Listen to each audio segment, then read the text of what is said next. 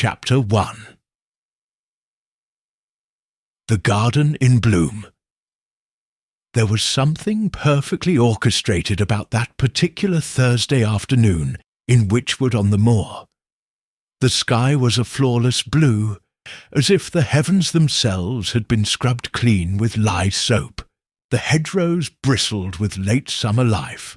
Bees hovered drunkenly over foxglove and thyme, and the village cricket pitch lay peacefully dormant, as if pausing in reverence for the event of the week, the Women's Guild Summer Tea.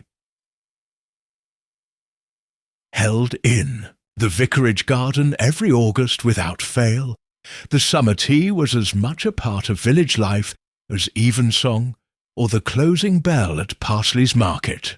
The Reverend's wife, Mrs. Amelia Prowse, presided over the affair like a general in soft floral print. Folding tables were dressed in pressed white linen, each topped with modest vases of sweet peas and plates of sponge cake, seed cake, and the occasional daring scone infused with lavender. China cups clinked gently. Conversations hummed like bees in a hive. Miss Jane Marple sat at the edge of the gathering, as she usually did, beneath the shade of an old pear tree that had never quite managed to produce decent fruit. Dressed in a simple dress of pale dove grey, with a crocheted shawl draped neatly over her shoulders, she observed rather than participated. Her age, her gentle manner, and her endless knitting had for years served as the perfect camouflage. Most people mistook her for a kind of village relic, harmless, perhaps even a touch absent-minded. It was a mistake many had come to regret. Today, her needles rested on her lap, forgotten as her keen blue eyes swept the crowd from behind the lace brim of her hat. The usual faces had assembled. Colonel Blake stood by the elderflower cordial, with a posture so straight it seemed painful, his moustache twitching whenever his wife, the rather bold and theatrical Sybil Blake, raised her voice in a story. Nora Withers, the doctor's niece, recently returned from a typing course in Bournemouth, was blushing furiously as young Hugh Merton from the bank handed her a plate of seed cake. The village busybody, Mrs. Diana Calthorpe, loomed near the plum jam, her expression sharp and speculative, as she eavesdropped on conversations too far from her own. Everything appeared, on the surface, perfectly ordinary. Then came the disturbance. Mrs. Millicent Reeves, stout, red-faced, and breathing heavily from a brisk walk down the garden path, burst into the midst of the gathering. With her hat askew and a tremble in her gloved hands, "I do beg your pardon, everyone. Has anyone seen Grace?" she called out, her voice high-pitched and shaking with dismay. Heads turned. A few murmured inquiries followed, unsure who Grace was, until recognition began to ripple. "Across the gathering, you mean your housemaid?" asked Mrs. Prowse gently, setting down her teacup. "Young Grace Noakes." Mrs. Reeves nodded quickly, brushing a strand of damp hair from her brow. Yes, Grace. I sent her to fetch the lemon tarts from the kitchen. I was saving them. Till last, you see, Mrs. Calthorpe always tries to take 3, and she went back at 3:30. But that was over 20 minutes ago, and she hasn't returned. I went to look just now, and she's gone. Vanished. The word hung in the air like a sudden thundercloud. Perhaps she grew faint, offered Mrs. Lumley, the baker's wife, ever practical. All this heat, it wouldn't be the first time a girl went off to sit in the shade and got lost in her own thoughts. "No," said Mrs. Reeves firmly. "Grace is not the dreamy sort. She's punctual, precise." And the kitchen door was open just slightly, and there was no sign of her. The tray's still there, empty. The back gate wasn't latched. That sounds most irregular, muttered Colonel Blake. He adjusted his tie, then said louder, "Shall I organize a search of the grounds? Young girl could have tripped and hurt herself in the orchard."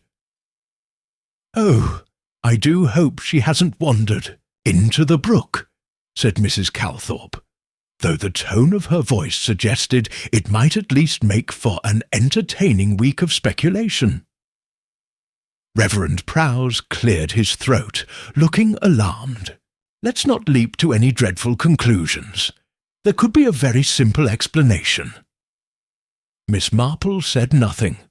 Her gaze had drifted across the lawn toward the Reeves cottage, visible just past the vicarage wall.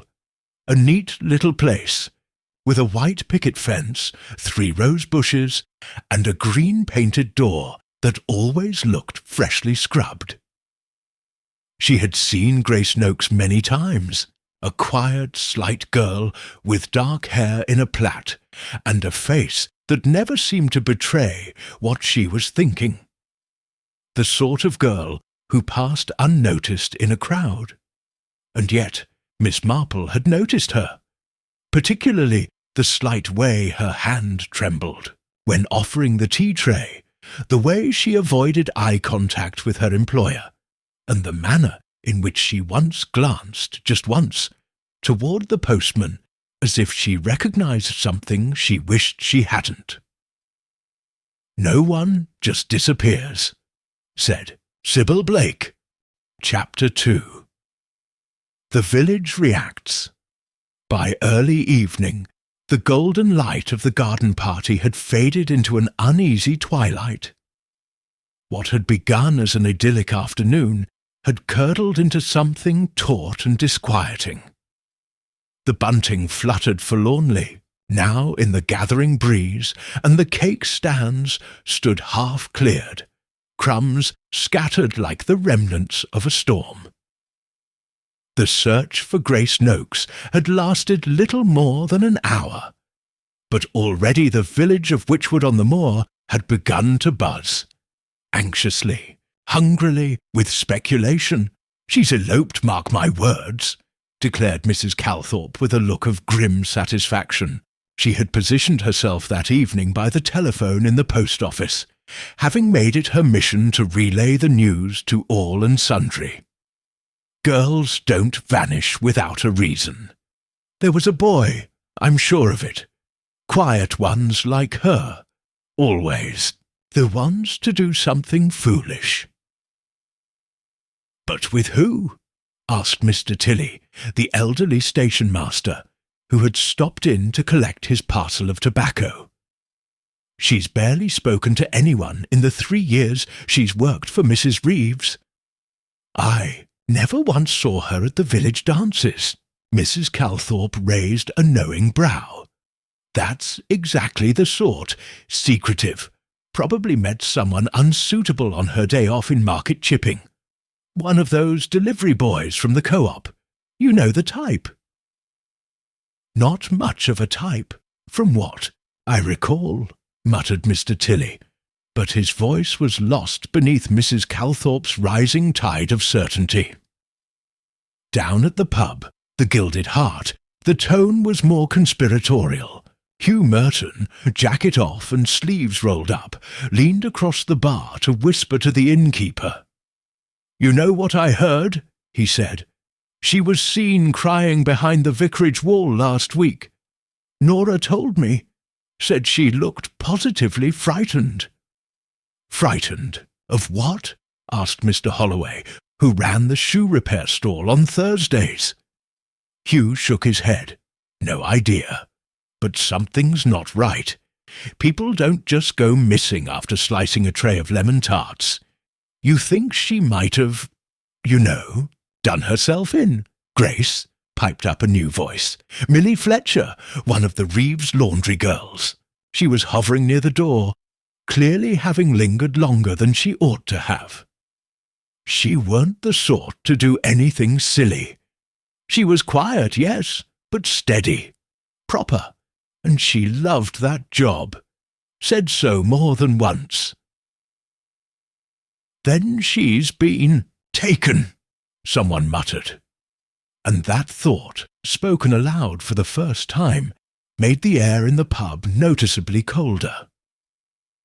Back at the Reeves cottage, the windows glowed softly through lace curtains, but the household was anything but tranquil. Mrs. Reeves was pacing from the parlour to the kitchen and back again, her face flushed and her hands wringing a tea-towel into a knot. "It's not like her," she kept repeating to her husband, who sat in the armchair with a newspaper folded uselessly on his lap. "Grace is reliable. She's not flighty. She's not impulsive. Something's happened. I can feel it." Mr. Reeves, a retired solicitor who now spent most of his time tending roses and writing very dull letters to the Witchwood Gazette, removed. His spectacles. "Millicent, you're letting your imagination run wild. The police have been notified. Inspector Cray will do what's necessary." Mrs. Reeves stopped pacing and looked at him sharply. "You think she's just wandered off?" He didn't answer. In truth, the whole village was uneasy that night. Children were called indoors earlier than usual, and a few families even bolted their doors, something practically unheard of in Witchwood. The familiar rhythm of the place had been disturbed, and with it came the instinctual tightening of routine. Lights out, windows shut, eyes on the unfamiliar. Miss Marple, however, did not change her habits. After tea and a modest dinner of boiled egg and toast, she took her usual walk around the perimeter of the village green. The air had turned crisp, and there was a dampness in the hedges that spoke of approaching rain. She paused by the Reeves' back gate, a simple wooden structure that now swung slightly on its hinge. Miss Marple noted the worn patch of earth just beneath the latch, where someone had recently trodden heavily. There were boot prints in the dirt. Not Grace's, surely. Grace wore narrow shoes. These were larger, more angular. Miss Marple stepped back and looked slowly along the narrow footpath that led down past the allotments and eventually curled toward the railway line. A long route for lemon tarts. The next morning, Inspector Felix Cray arrived from market chipping. He was not a man of poetic temperament. Stocky, clean-shaven, and always smelling faintly of pipe smoke, Cray had investigated more than his share of local misdemeanours. Stolen bicycles, a rash of break-ins at the cricket club, and once a very dramatic case of poisoned pigeons. He sat in the Reeves' parlour, notebook open, eyes sharp. "Tell me again," he said, "exactly when you last saw Miss Noakes." Mrs. Reeves, still visibly shaken, clasped her hands in her lap, firmly, arms folded. Girls don't vanish into thin air. It's not a mystery novel, Amelia. Miss Marple tilted her head slightly, a gentle smile tugging at the corners of her mouth. She spoke quietly, more to her teacup than to anyone in particular. "Oh, but they do," she said. "You'd be surprised how often people disappear, especially in little villages like ours. Not with a bang, usually. More like a soft creak of a door or the turn of a corner. And sometimes, of course, they haven't gone anywhere at all. Sometimes they're just somewhere no one's thought to look." No one responded to her, or perhaps no one heard. The groups had begun to move off. Colonel Blake was organising a casual search of the hedgerows, while Mrs. Reeves fussed at the reverends, wife for more help checking the kitchen and cellar. Miss Marple remained seated, still as a statue, watching the flow of people break apart like gentle waves over stones. Grace Noakes, she thought. A girl barely noticed, but someone had noticed. Someone always did, and people didn't just vanish.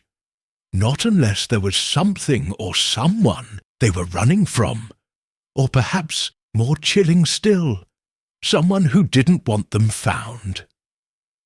She picked up her knitting, adjusted her shawl, and cast on another row, the needles clicking softly. If anyone had looked at her then, they might have assumed she was peacefully thinking of patterns and pearls. But Jane Marple was already cataloguing faces, watching movements, remembering offhand comments from church last Sunday, and the flicker of unease she'd seen in Grace's eyes just 4 days ago.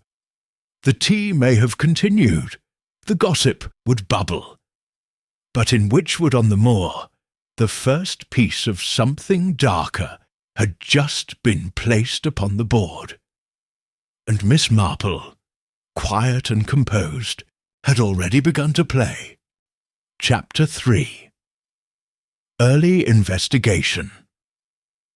The following day dawned damp and grey. A soft mist hung low over the village green, and the leaves of the beeches wept quietly with morning dew.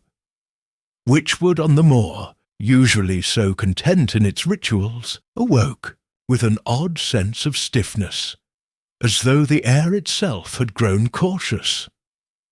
The vanishing of Grace Noakes had settled into the bones of the village like a draught through an old church door.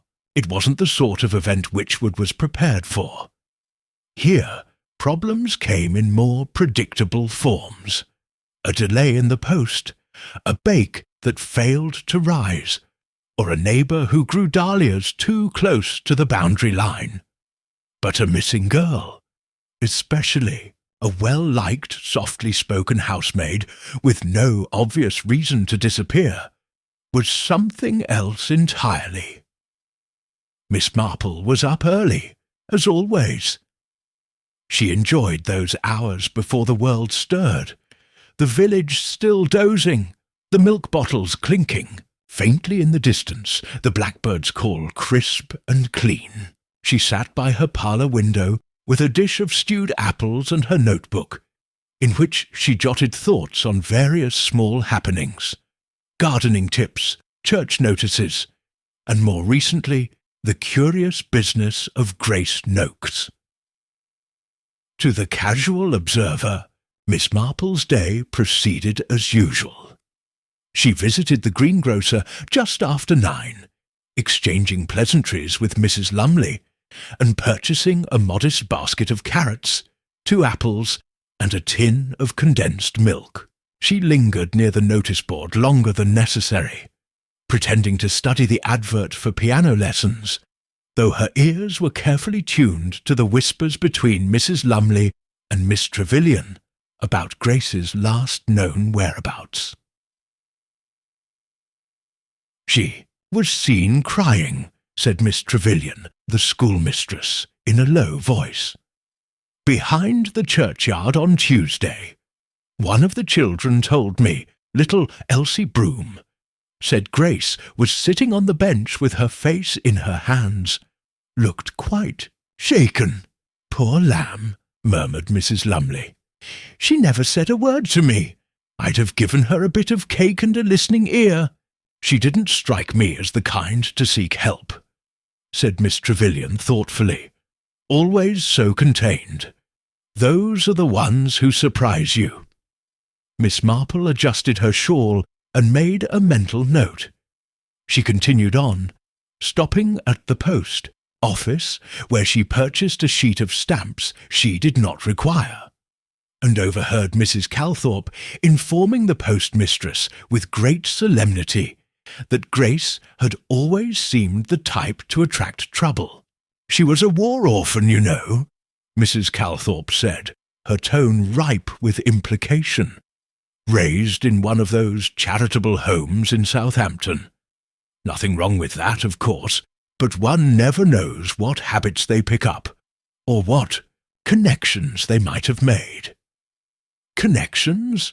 The postmistress echoed, uncertain. Mrs. Calthorpe leaned forward, clearly enjoying herself.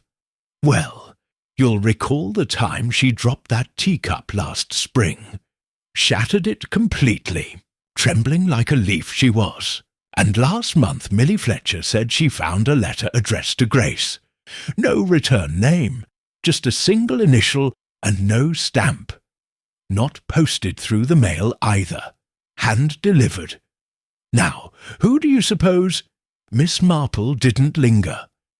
Gossip was a useful tool, but only when filtered with care. She had long since learned that half of what was said in Witchwood was nonsense. A quarter was misremembered, and the remainder, now that was the part worth treasuring. Later that morning, Miss Marple took a leisurely stroll past the Reeves' cottage. It stood just as it always had, trim, symmetrical, and utterly unremarkable. Yet something about it seemed strained now, as if the house itself was holding its breath. The blinds in Grace's small room above the scullery remained drawn. Mrs. Reeves was not in the garden, though the roses clearly needed deadheading. Miss Marple knocked gently on the front door, and was greeted after a pause by Millie Fletcher, the laundry girl, who blinked at her in surprise. "Oh, Miss Marple, I thought you'd— Well, we didn't expect visitors." "I'm not visiting, dear," said Miss Marple kindly. "Merely bringing back Mrs. Reeves' gardening book. She lent it to me last month. Roses for the Amateur. I believe she was particularly fond of Chapter 7. Millie hesitated, but Miss Marple's calm presence seemed to reassure her. "She's in the parlour, I think. Bit out of sorts today. She cried this morning when she found Grace's apron still on the peg." Miss Marple nodded sympathetically. "Thank you, dear." She was led inside, and Mrs. Reeves, still in her dressing gown, and with her hair pinned up haphazardly, looked up from her chair. "Oh, Jane," she said with a small sigh. "How kind of you. I'm sorry. I'm not quite myself." Miss Marple settled into the armchair opposite. "Quite understandable. I thought you might appreciate a visit from someone who knows how strange the world can be, even in a quiet place like this." Mrs. Reeves let out a tremulous laugh. "You always did have a way of putting things gently. I don't suppose anything new has come to light?" Miss Marple asked softly, her voice more conversational than probing. Mrs. Reeves shook her head. "Inspector Cray sent men to check the old well, as you suggested. Nothing. And Grace's things are all still here. Her purse, her shoes, even her hairbrush on the dresser. She can't have gone far, but she's simply not here." Miss Marple tilted her head. "Was she unhappy, do you think?" Miss Reeves hesitated. "Not unhappy exactly, but perhaps troubled. I noticed she'd been more distracted lately. Once I asked her twice to bring in the linen, and she didn't seem to hear me at all. And that morning, well, there was something in her eyes, a sort of preoccupation." "Did she have any visitors?" "None that I saw," Mrs. Reeves replied, "though she often took long walks on her days off, sometimes into the woods, sometimes toward the railway station. I never thought to question it. Grace was the sort of girl who might have carried a great deal without showing it," Miss Marple murmured. "Some people are like that. Their silences are full of meaning." Mrs. Reeves gave a shudder. "I just want to know she's safe."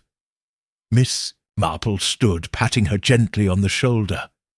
"And we will. In time. People don't disappear without leaving an echo behind. You'd be surprised how many things speak, if one only knows how to listen." As she made her way out, Miss Marple paused in the hallway, Her gaze fell once again on the faint mark near the kitchen doorframe. This time she knelt slightly, taking a closer look, a smudge of something dark. Too faint to be recent, perhaps, but distinctly reddish in hue. Not quite rust, not quite soil. She stood up slowly. Back at home, she returned to her notebook. Beneath a column of idle observations, she wrote 3 things in a precise, elegant script. Grace seen crying, churchyard bench, Tuesday sewed. Unstamped letter, initial only, hand delivered 3. Mark near kitchen door, reddish, approx. 2 inches above floor, she paused, then added Grace. Didn't plan to run. Someone else did. And just beneath that, she wrote, check churchyard bench. Ask Elsie Broom. Outside, the mist had cleared, but something lingered in the air.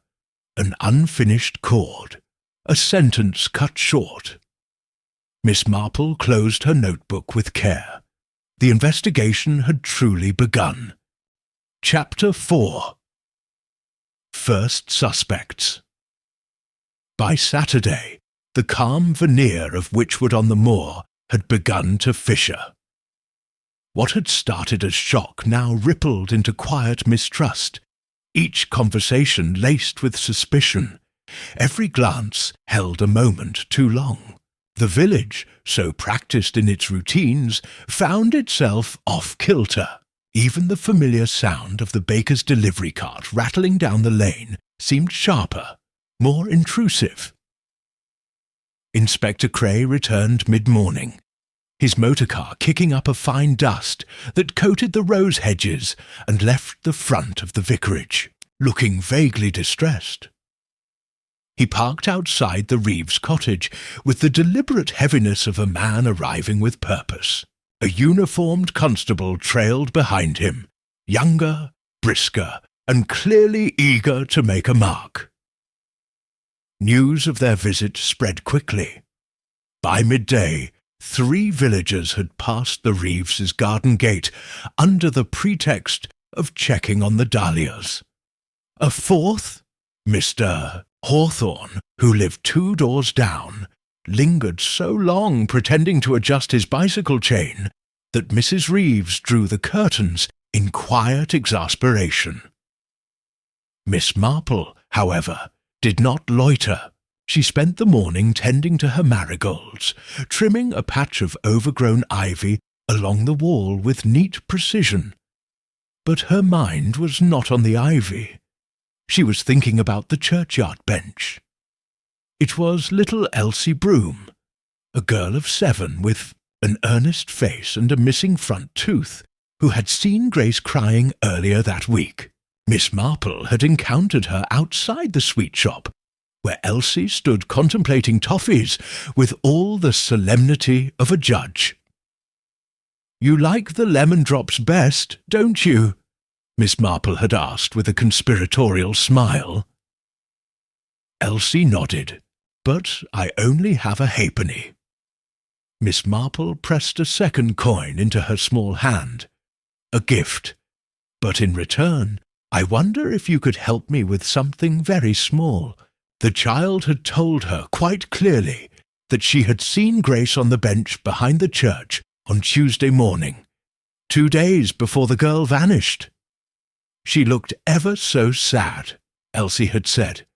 Her hands were shaking, and she kept looking at something in her lap, but I couldn't see what it was. Miss Marple had already checked the bench. Nothing remained but a few scattered leaves, and a scratch in the wood that might once have been initials, long since worn away by time. Whatever Grace had been looking at was gone, but the memory of it, held in a child's eyes, remained vivid. By late afternoon, the talk had turned towards suspects. "She had a quarrel with Mrs. Reeves, I heard," said Nora Withers as she and her aunt, Mrs. Harper, arranged hymnals in the church. Something about chipped china. They say Mrs. Reeves lost her temper and shouted, and Grace left the room crying. People cry too easily these days, said Mrs. Harper with a sniff. But I did always think Mrs. Reeves was rather particular. Still, to be shouted at is one thing. To vanish is quite another. In the pub, however, the name on everyone's lips was Hugh Merton. He was seen talking to her, said Mr. Holloway. Not once, twice. Behind the post office, no less. And just last week. Hardly a crime to speak to a girl. Someone grunted. But he's been sniffing about Nora for months, countered another. And Grace was a plain girl. Shy, quiet. Suppose she misread his intentions. It wasn't long before the speculation reached the inspector's ears. That evening, Cray arrived at the bank where Hugh was still at work, head bent over a ledger. He looked up, surprised to see the inspector's broad form in the doorway. "Mr. Merton," said Cray, not unkindly. "Mind answering a few questions?" Hugh blinked. "About Grace?" Cray gave a short nod. "She's not been found, then?" "No," said Cray, "and until she is, we've a duty to investigate every possibility." Hugh leaned back in his chair. "I hardly knew her. Saw her about, of course. Waved once or twice. Said hello when we crossed paths." "And behind the post office?" Cray asked, watching him carefully. Hugh flushed slightly. "Oh, that. I was returning a letter." She dropped it on the pavement near the bakery. I recognized the handwriting. Odd-looking scrawl, just an initial on the back. No stamp. I assumed it was personal, and thought she'd want it back. Cray tapped his notebook. "You mentioned the handwriting. Familiar?" "I wouldn't say familiar. Just unusual. You didn't read it, of course." Hugh looked offended. "Of course not." Cray didn't press the point, but when he returned to the station that night, he added Hugh Merton's name to a growing list of persons of interest. When Miss Marple heard of the questioning, she was unsurprised. She knew how easy it was for suspicion to settle on young men, especially those who straddled the fine line between polite and charming. But her instincts told her something different. That evening, she paid a call to Mr. Tilly at the railway station, who greeted her with a smile and a polished lantern. "No sign of the girl, I take it?" "Not yet," said Miss Marple. "But I was wondering, do you recall if anyone met Grace at the station in recent weeks, or waited for her?" Tilly scratched his head. "Now you mention it. There was a gentleman here 2 Sundays ago. Tall, foreign-looking. Asked after the last train to Chipping. Didn't buy a ticket, just loitered about until the girl arrived. She didn't seem pleased to see him." "Was he young?" Miss Marple asked. "Older than her by some years. Wore gloves. Strange for the weather, now that I think of it." Miss Marple thanked him, her mind already stirring with quiet calculations. The following morning, the talk of the village took another turn. Millie Fletcher had reported something missing. A silver brooch that Grace had been fond of. It had vanished from the top drawer of the girl's dresser. It was shaped like a swallow, modest and delicate. "She always wore it on Sundays," Millie said. "I know it was still there on Thursday morning. I saw it." "A thief, now?" Mrs. Calthorpe huffed when she heard. "Or maybe she took it with her if she ran off." But Miss Marple suspected otherwise. A girl in flight did not pause to pack sentimental jewellery. And if someone else had taken it, well, that suggested an opportunity, and perhaps a motive yet to be uncovered. She opened her notebook again that evening, and added several lines. Lento für Norm. Hugh Merton returned unstamped letter. Initial only, flushed when questioned. 5. Foreign-looking man at station, gloves in warm weather, seen with grace.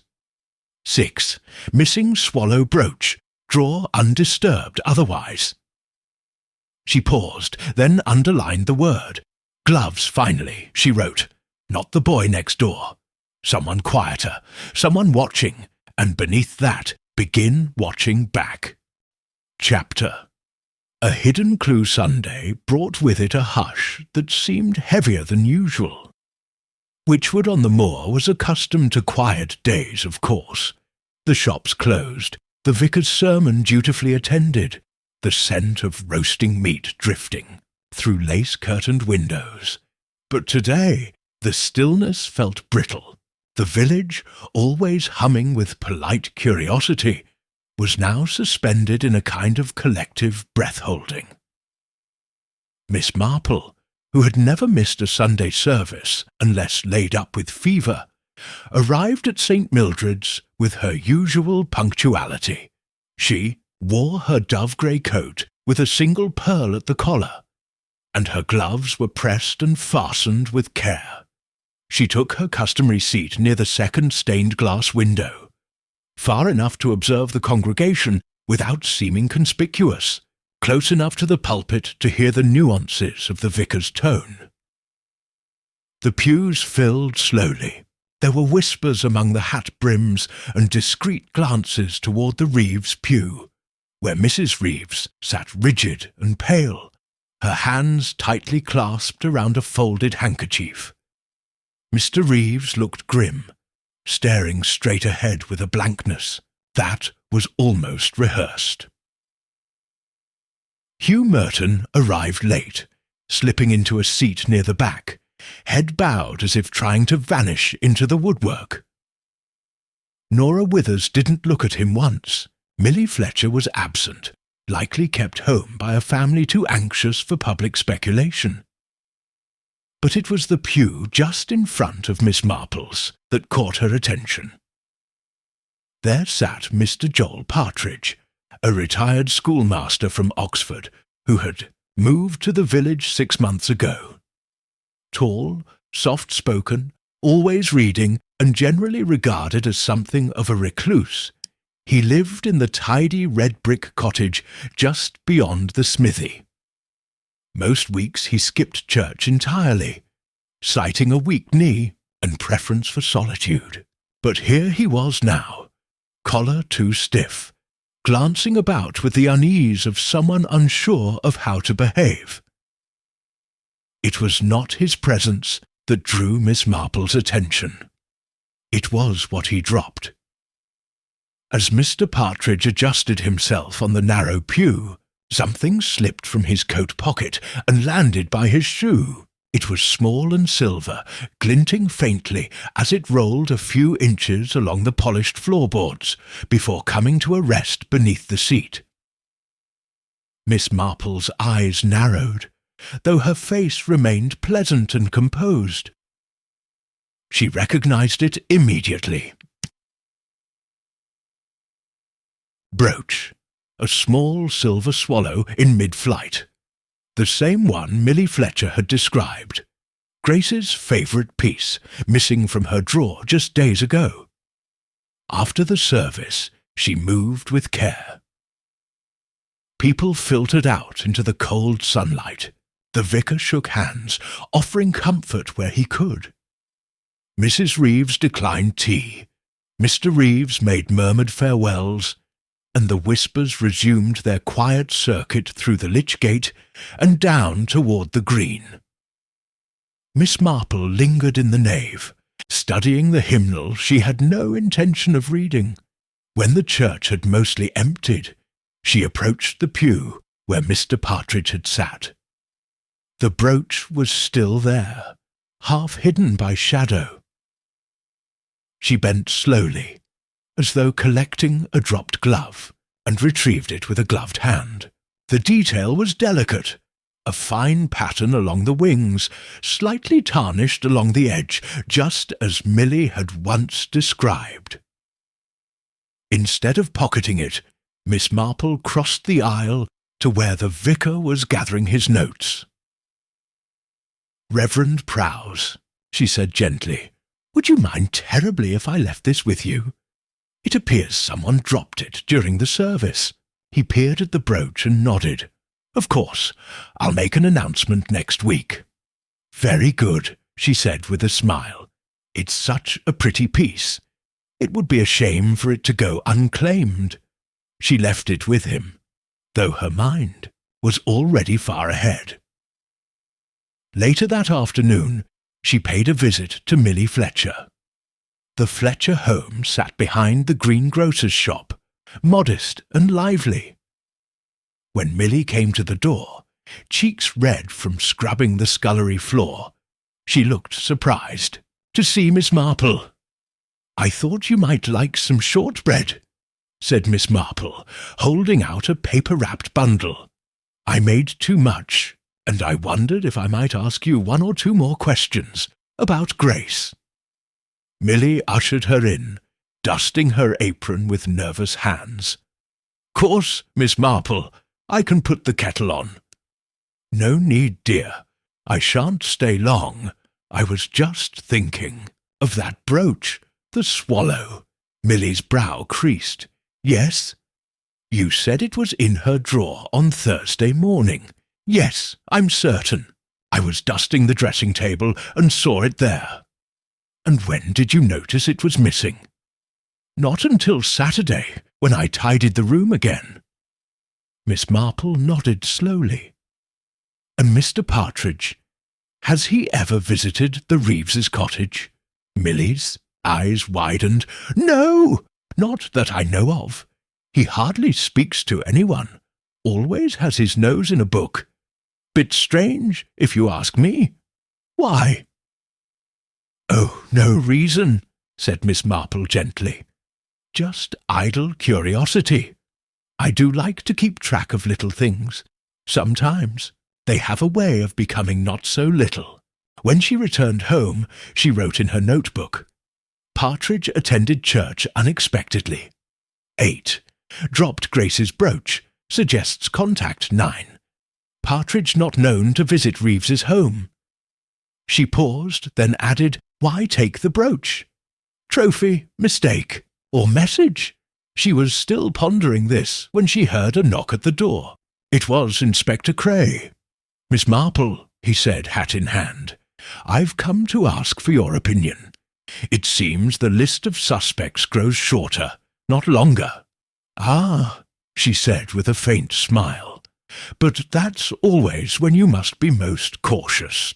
When things begin to appear simple, they're often about to become far more complicated." He raised an eyebrow. "You've noticed something?" She offered a mild shrug. "Only a few crumbs, Inspector. But one must never discount crumbs. They are how the birds find their way home." He gave a short laugh. "Well, if you do come across anything more substantial, I shall be sure to let you know," she said pleasantly. But as she watched him leave, her gaze drifted again to her notes. The brooch had been found, yes, but what it meant was still elusive. Had Grace dropped it in fear? Had someone taken it from her, or had it been planted intentionally?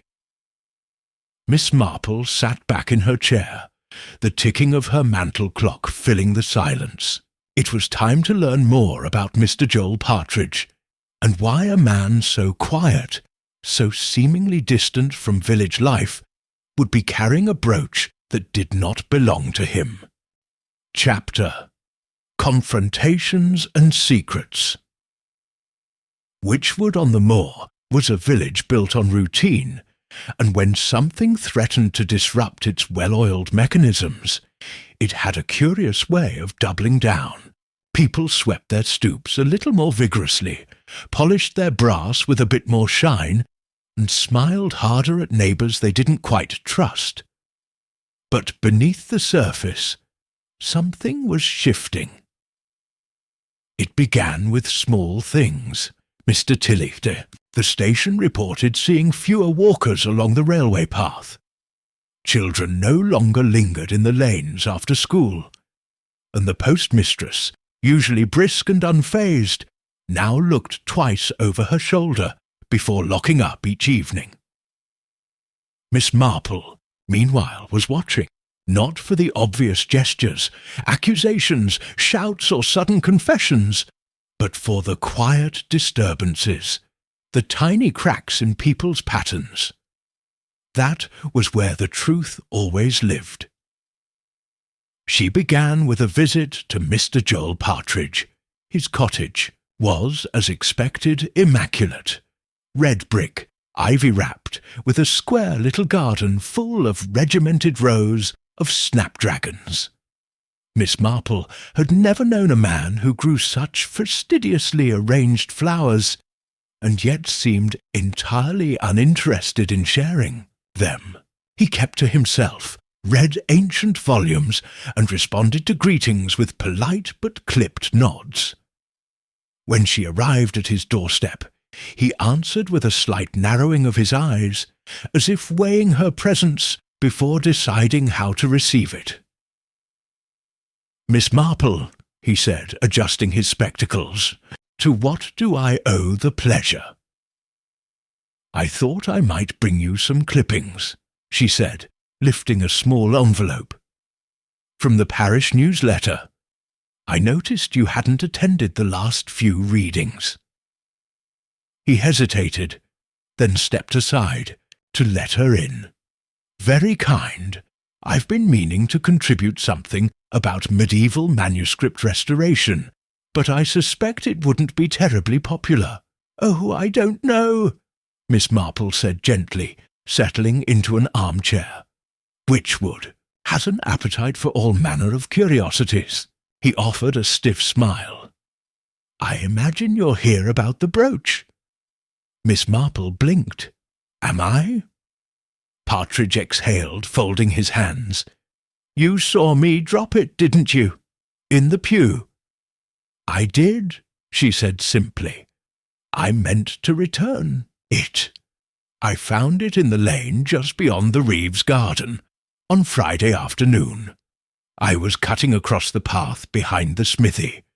I assumed it had been lost by one of the household. Did you mention it to anyone?" He paused. "No.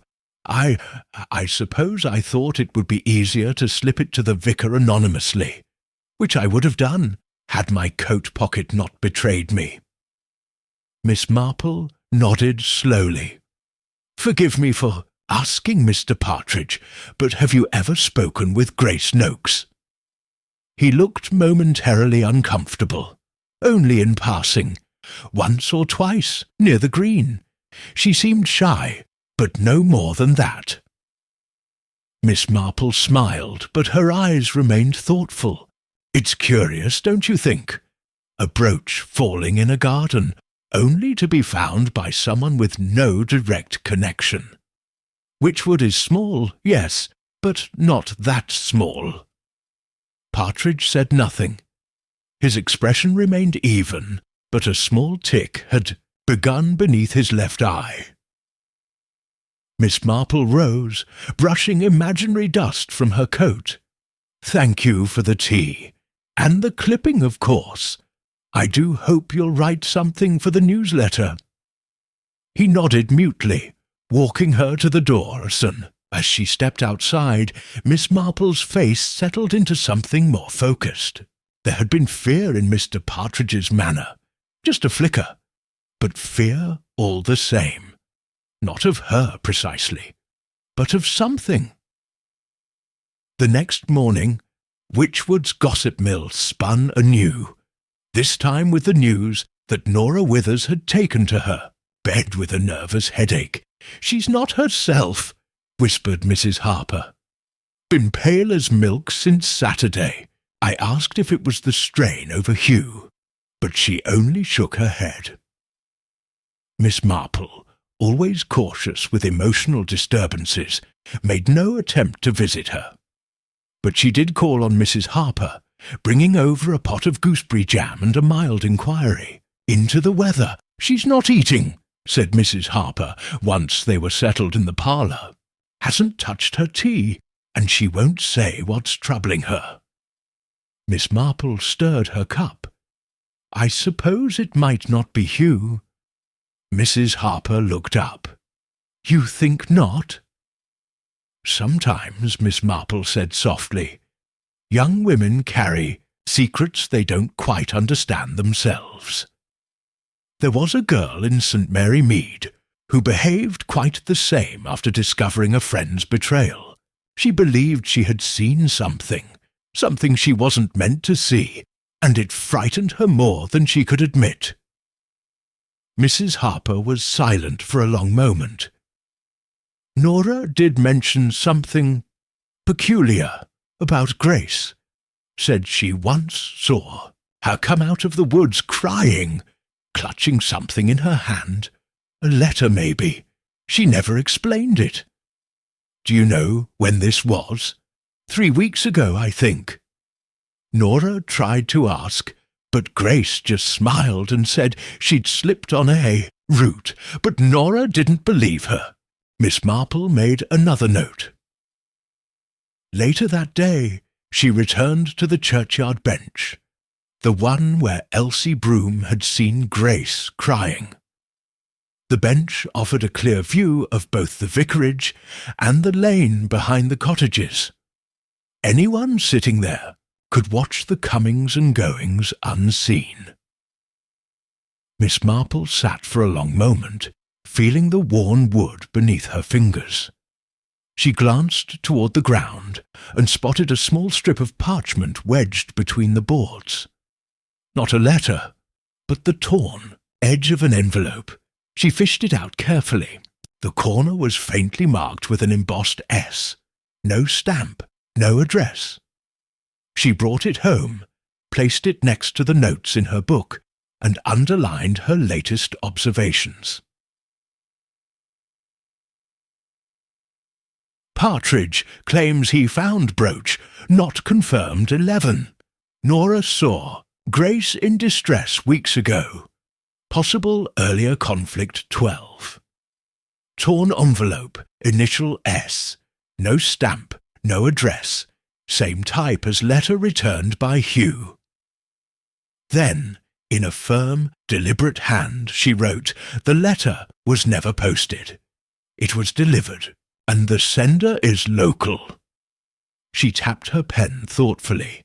Then, as if reaching a decision, she circled the S and drew a quiet line beneath it. Later that evening, as rain began to whisper against the glass, Miss Marple took her umbrella and walked the long way to the green. It was time to speak with someone who had been silent for far too long. Chapter: Another Twist. The rain had started in earnest by the time Miss Marple reached the edge of the green. It was not the cheerful sort of shower that passed through in half an hour, but a persistent slanting rain that soaked one's gloves and settled into the corners of cottages. The villagers had retreated indoors, fires stoked, windows shut, and kettle whistles already filling the air. Miss Marple's umbrella bobbed steadily through the mist as she made her way toward the cottage of Mrs. Elspeth Fairway, the seamstress. The windows glowed dimly, and the scent of damp wool and lavender soap met her as she stepped beneath the eaves. She knocked, waited, and knocked again. The door opened a cautious inch. "Oh," said Elspeth, peering out. Her eyes were red-rimmed, and her cardigan looked as though it had been put on in haste. "Miss Marple, do come in." The interior was modest, cluttered with scraps of muslin, ribbons, and half-finished smocking work. A half-cold cup of tea rested beside a copy of The People's Friend, Miss Marple stepped inside, carefully folding her umbrella. "I won't stay long," she said. "I was merely out walking and thought of you." Elspeth hesitated, her lips tightening. "Everyone's thinking of someone these days." "Yes," Miss Marple agreed gently, "and sometimes it's the people we think least likely who carry the greatest burdens."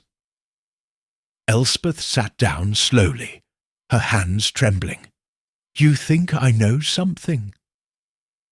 "I think," said Miss Marple, "that Grace trusted you." Elspeth's eyes filled. She turned her face away and dabbed at her cheek with the corner of her sleeve. "She came here the night before she disappeared." Miss Marple said nothing.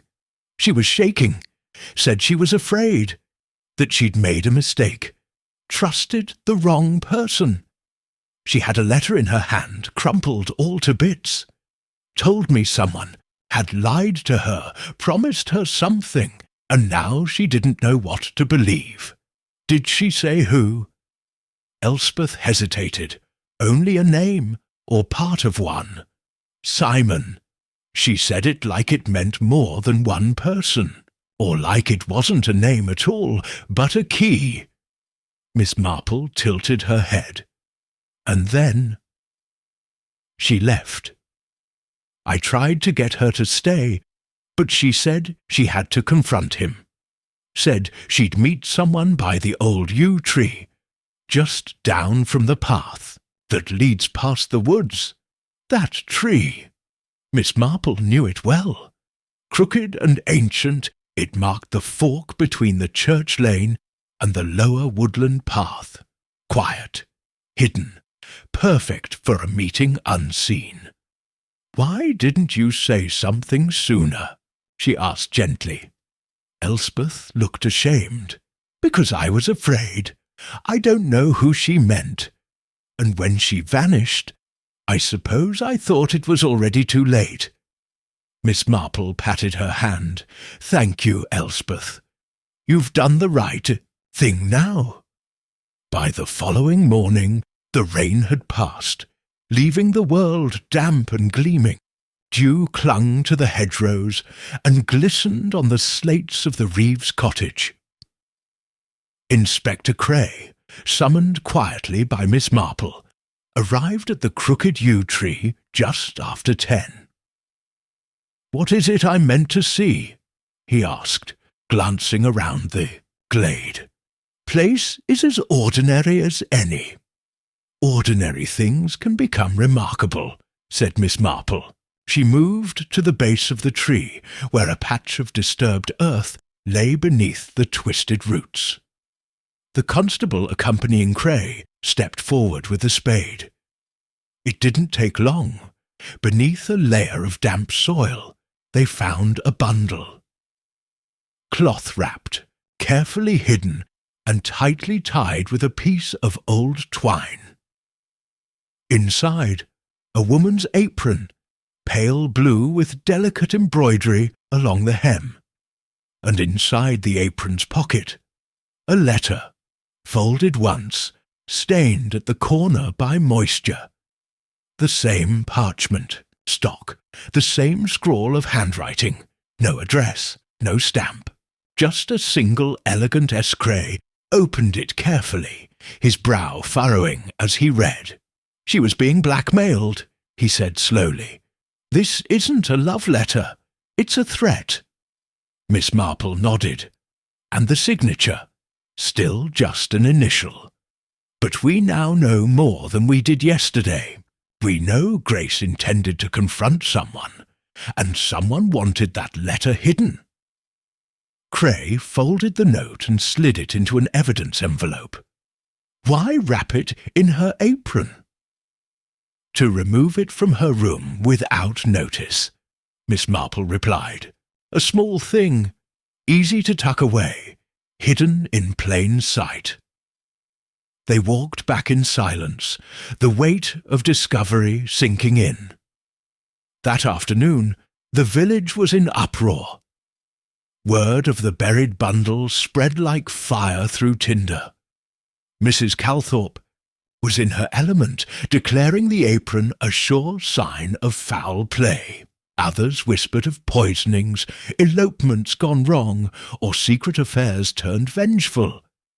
But what made the mood shift more than anything was the revelation about the letter. She was being threatened, Mrs. Reeves said, nearly in tears, as Miss Marple recounted what had been found. But by whom? She never said a word to me. She wouldn't have, Miss Marple said. Grace was the kind of girl who carried her troubles quietly. But that doesn't mean no one else knew. Mrs. Reeves wiped her eyes with a handkerchief. Do you think she's still alive? I think, Miss Marple said gently, that we mustn't assume anything. But I also think someone in Witchwood knows far more than they've admitted. That evening Miss Marple returned home and added several new entries to her notebook. Grace came to Elspeth night before vanishing 14. Mentioned Simon, unclear if name or code 15. Planned meeting by yew tree, apron and letter. Found buried there 16.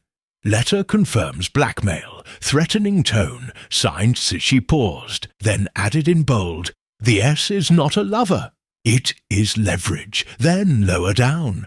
3 men in village with names beginning with S. Simon Hackett, groundskeeper, away this week. Stephen Lumley, baker's nephew, quiet, odd. Sidney Partridge, uses Joel. But Sidney is his first name. She drew a neat line beneath that final name, and stared at it. Then she wrote, what is he hiding beneath all that quiet? A twist had arrived. The story was no longer about a missing housemaid. It was about a lie told in whispers. An initial meant to intimidate, and someone clever, deliberate, who had almost managed to keep it buried, almost. Chapter. Miss Marple's final test, Witchwood on the Moor, had grown too quiet. After the discovery beneath the yew tree, something changed, not outwardly perhaps. The tea still poured, the clocks still chimed, and the post was still delivered. But an invisible curtain had fallen over the village, and behind it everyone watched everyone else just a little too closely.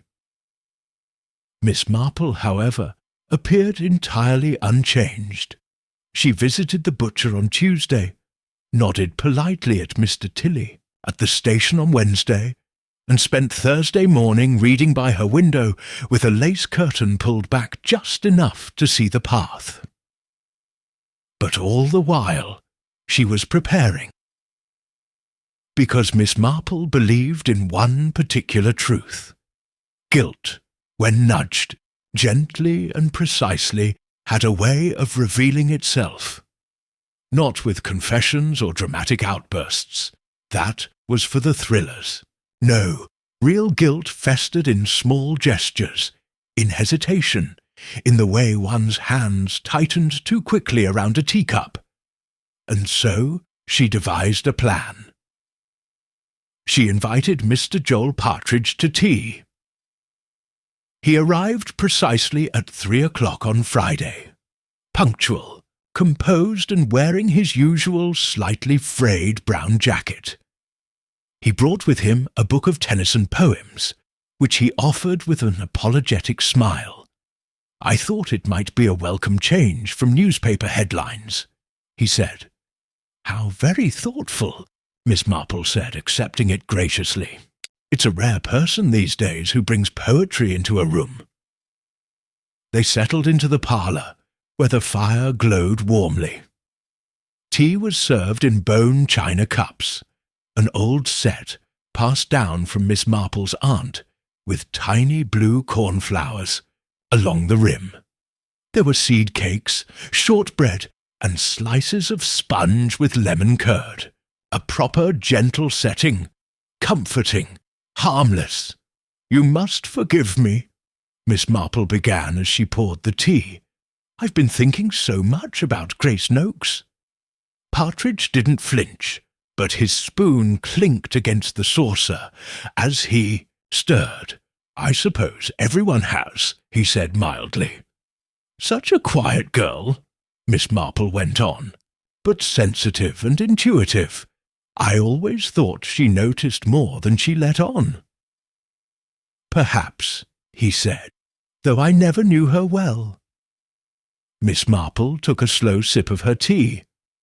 "And yet her brooch was in your coat pocket." Partridge's jaw tightened for the briefest moment. "I explained that, Miss Marple. I found it, quite by accident. Yes," she said, "you mentioned that, behind the Reeves' garden. But it's odd, isn't it? The ground was so muddy last week, and yet the brooch had no soil on it. He said nothing. I wonder," she continued, her voice softening, "if Grace might have confided in you. You strike me as someone she would feel safe around. Intelligent, thoughtful, quiet, like her." He shifted in his seat, brushing an invisible crumb from his lapel. Miss Marple leaned forward gently. "There was someone threatening her, you know. A letter, signed with an S. But Grace said something to a friend the night before she vanished. Something about Simon, which is curious, because very few people in the village have names beginning with S." He cleared his throat. "There are dozens of Simons in the world. True," she said, "but only a few who lived within walking distance of Grace." Her voice lowered, still kind. "And only one whose full name is Sidney Joel Partridge." His teacup, mid-air, paused just short of his lips. Miss Marple watched him, not unkindly. "You never told anyone that Sidney was your first name. Not even the vicar knew. But Grace knew, didn't she?" He set the cup down, too carefully. "I don't know what you're implying." "I'm not implying," said Miss Marple gently. "I'm observing. Because you see, Mr. Partridge, there is something else." She opened a small notebook from her knitting bag and withdrew a folded scrap of paper. A photograph, yellowed at the edges. It showed a younger Partridge, 15 years ago, standing beside a group of women in what looked like a teaching seminar. Elspeth Fowey had found it in a drawer of old things. She remembered Grace glancing at it once when it fell from a stack of fabric. "She recognized you, you know," Miss Marple said, "from Southampton, from the home where she grew up." Partridge looked at the photo, but said nothing. "You were a guest lecturer," she continued. "Nothing scandalous, nothing yet. But Grace remembered you, and when you came to Witchwood, she realized something that made her afraid." He looked older suddenly, creased and weary. Not in years, but in weight. Miss Marple's voice was softer now. "She wanted the truth, didn't she? About something you told her once, something you perhaps promised and never fulfilled." He said nothing, but silence in that moment was a louder confession than any words. They sat for a long time. The clock ticked gently on the mantel. Outside the wind rustled the last of the leaves. At last Partridge spoke. "I didn't mean for it to go so far." Miss Marple nodded sadly. "They never do." When he left, Miss Marple didn't follow him. She waited until she heard the latch click and the footsteps fade. Then she wrote in her notebook, "To Partridge, Sydney 18, previously known to Grace, Southampton Lecture 19. Grace discovered truth, demanded answers 20. He feared exposure, guilt, blackmail, panic. She underlined guilt twice. The test had worked. Not a trick, not a trap, just the precise placing of a truth where it could no longer be avoided. And now the net was nearly closed. Chapter: The Reveal. The next morning, Witchwood on the moor awoke to a strange stillness. The mist clung low across the rooftops, unwilling to lift. The birds, usually bright and chattering, were subdued. Even the bell from St. Mildred's rang with a softer chime. Word hadn't spread yet, not fully. But a few villagers had seen Inspector Cray's car parked outside Mr. Partridge's cottage just after dawn, and that was enough. By mid-morning, it was the only thing being whispered behind doors and over garden hedges. "He's been taken in for questioning," said Mrs. Calthorpe, as she arranged apples with more force than necessary on her market stall. "They say Miss Marple helped. Of course she did. That woman could solve a murder with knitting needles." "It isn't a murder," said Reverend Prowse gently, as he passed by with his umbrella. "Not yet." But privately, even he wasn't sure. At the vicarage later that morning, Inspector Cray stood near the hearth, his expression unreadable. Mrs. Reeves sat pale and composed, her hands folded tightly in her lap. Mr. Reeves stood behind her, jaw clenched, and Miss Marple, serene as always, sat with her handbag resting on her knees and a faint smile that never quite reached her eyes. "Thank you for coming," Cray began, his voice low. "I thought it best to explain matters plainly." Mrs. Reeves gave a slight nod. "Have they found Grace?" "No," he said, "but we believe we're close, and we now know why she vanished." He turned slightly toward Miss Marple, whose voice took over as naturally as a conductor lifting her baton. "Grace was being blackmailed," she said gently. Someone she knew from her past. Someone who recognized her vulnerability and used it to exert control. Mrs. Reeves gasped. "Who?" "Mr. Joel Partridge, or rather, Sidney Partridge. He was once a guest lecturer at the home where Grace was raised. They had a connection of sorts, uneven, I suspect, and not as she believed. Years later, when she recognized him here in Witchwood, she approached him. Perhaps she hoped he'd help her again. Perhaps she hoped to remind him of a kindness." Miss Marple paused, her expression tinged with sadness. "But he panicked.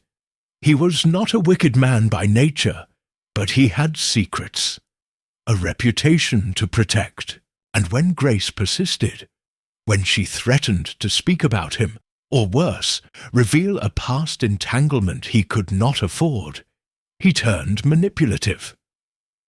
He wrote threatening letters, unsigned but known to her. He intended to frighten her into silence. Mrs. Reeves whispered, "That doesn't sound like Mr. Partridge at all." "No," Miss Marple agreed, "but fear makes people act out of character, and guilt even more so." Cray picked up the thread.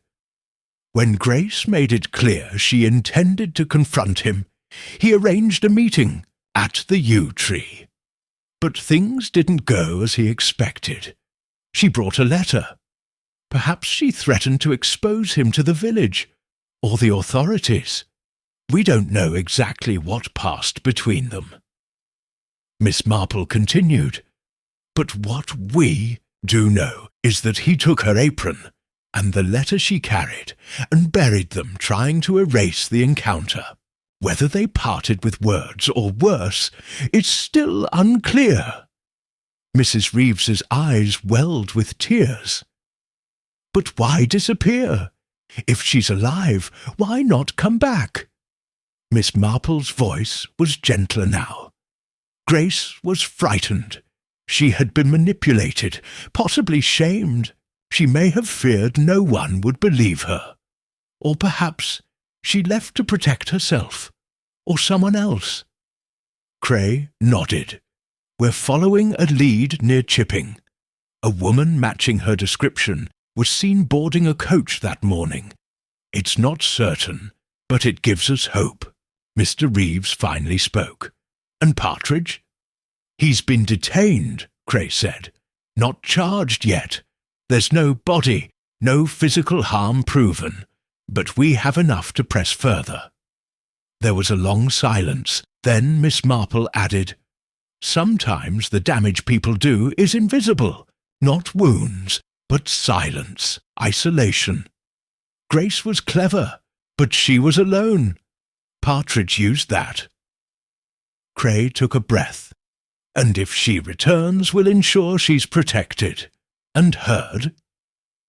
The Reeves said nothing, but their silence held something new. Hope. Later that afternoon, Miss Marple walked along the green. The mist had lifted at last, and sunlight broke across the rooftops.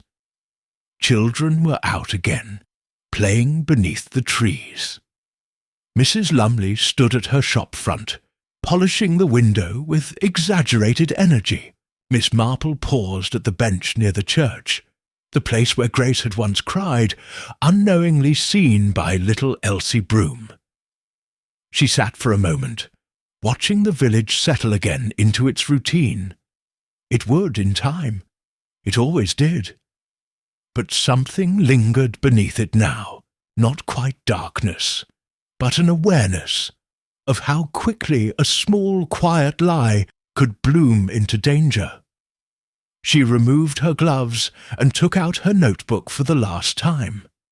In it she wrote, Partridge, not evil, but afraid, Grace.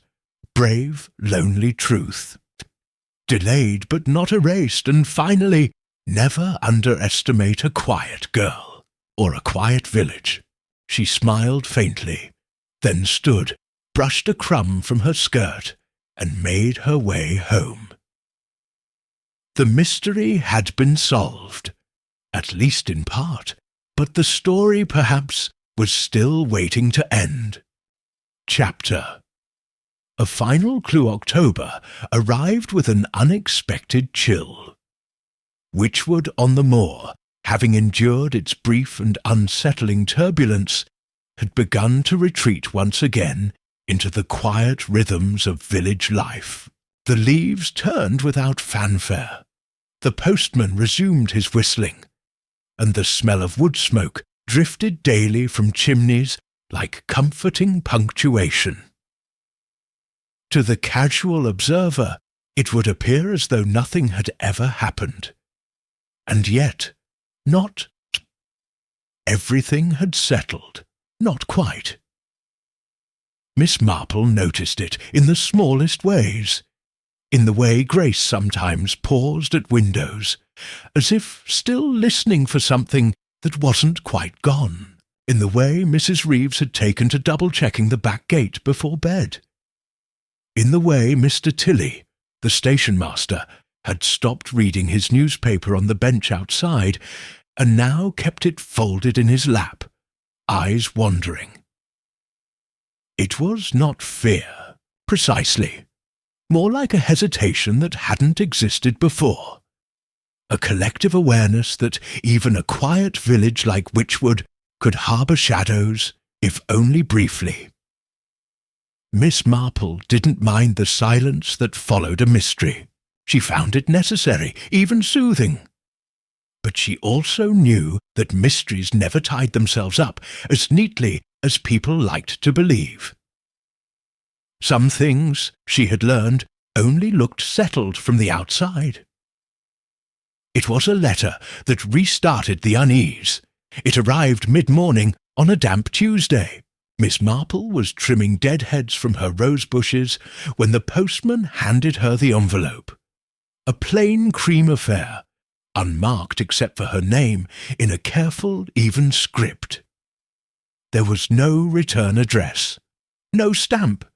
hand-delivered then, again. Inside was a single sheet of parchment, folded crisply. No greeting, no sign-off. The message read, "Not everything that is buried stays buried. There is more than one liar in Witchwood."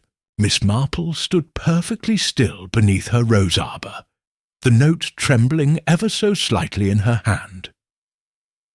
She looked back down the lane, empty.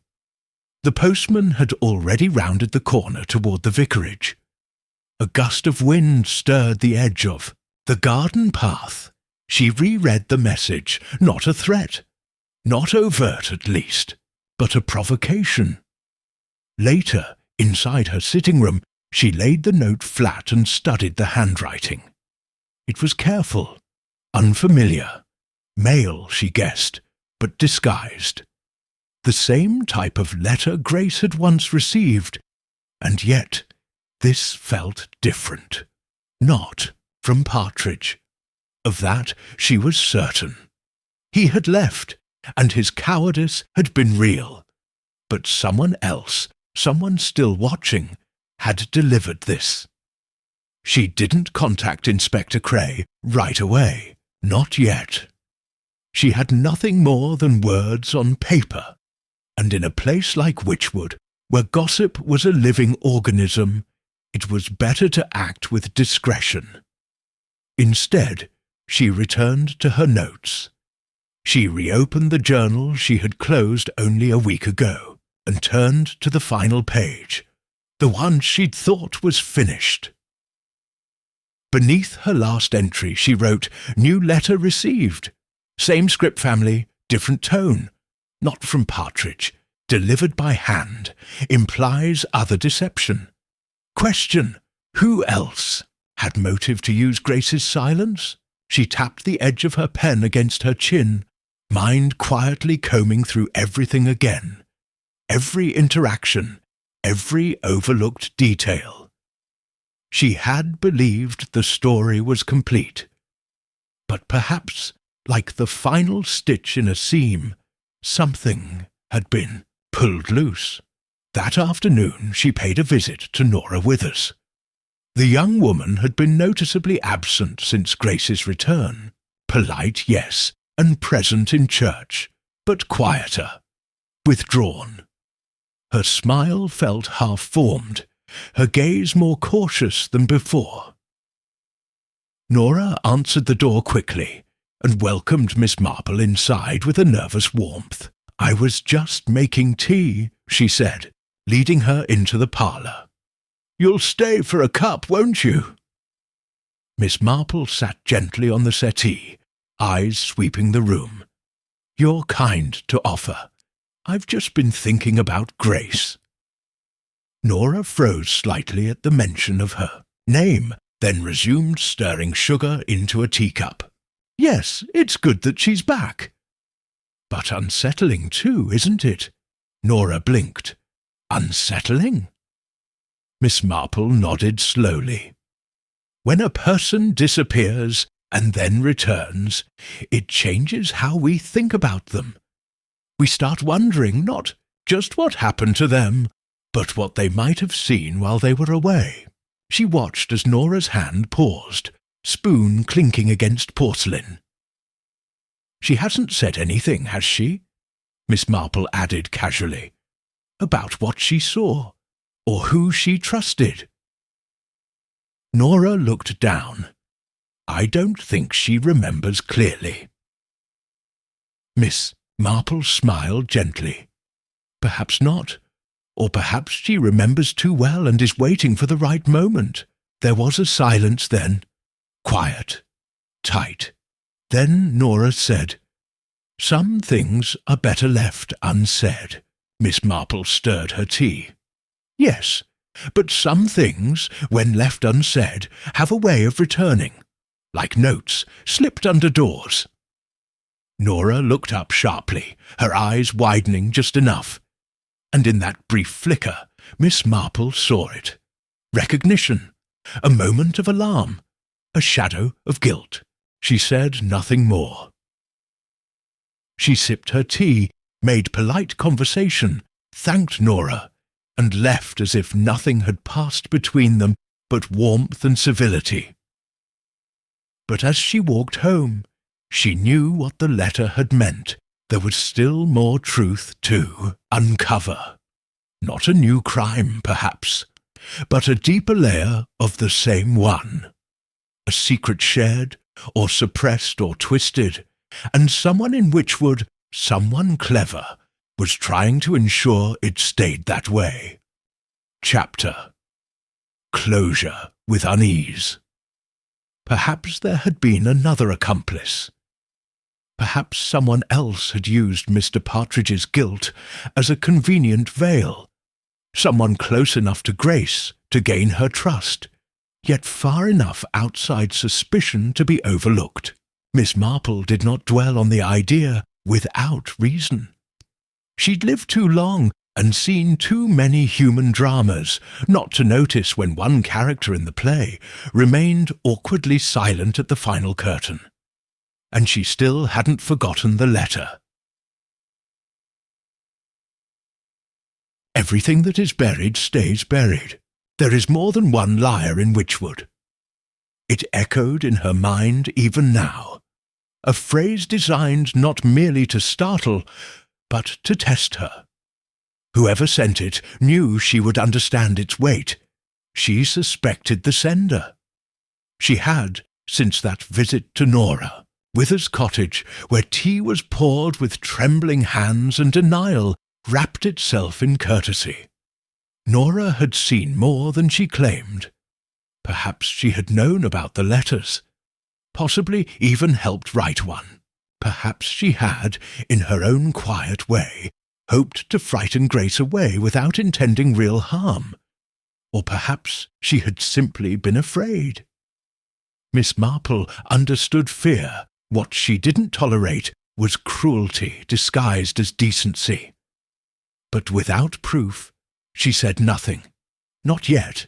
She believed in timing, and in justice delivered precisely, not loudly. It was nearly dusk when the final piece fell into place. She had stopped at the vicarage to return a borrowed cookbook, when Mrs. Prowse, bustling in her usual way, mentioned something in passing. "I meant to thank you, Jane," she said, "for recommending that excellent young woman to help with the harvest baskets. That Grace is a marvel with the ledgers. Such a calm head." Miss Marple blinked. "You've spoken with her recently?" "Oh, yes, just yesterday," said Mrs. Prowse. "She came by with her figures, and, oddly enough, a parcel. Said she found it at the back of the Reeves attic cupboard while helping Mr. Reeves shift boxes. A parcel? Yes, wrapped in brown paper, addressed to Nora Withers. But no one knows how it got there. The strangest thing," Miss Marple's heart gave a soft, anticipatory beat. That evening, just before supper, she paid a call to Grace. Jane, the girl, opened the door with her usual composure, though a slight crease in her brow betrayed that she too had been thinking. "You found something," Miss Marple said gently. Grace stepped aside to let her in. On the table sat the parcel, unwrapped now, revealing a collection of folded letters.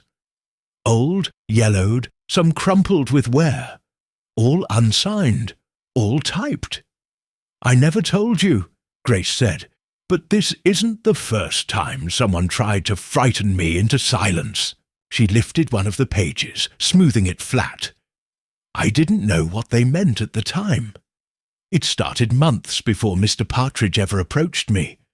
I thought it was just coincidence, strange notes, threats about digging up the past. I never told anyone. I didn't think I could.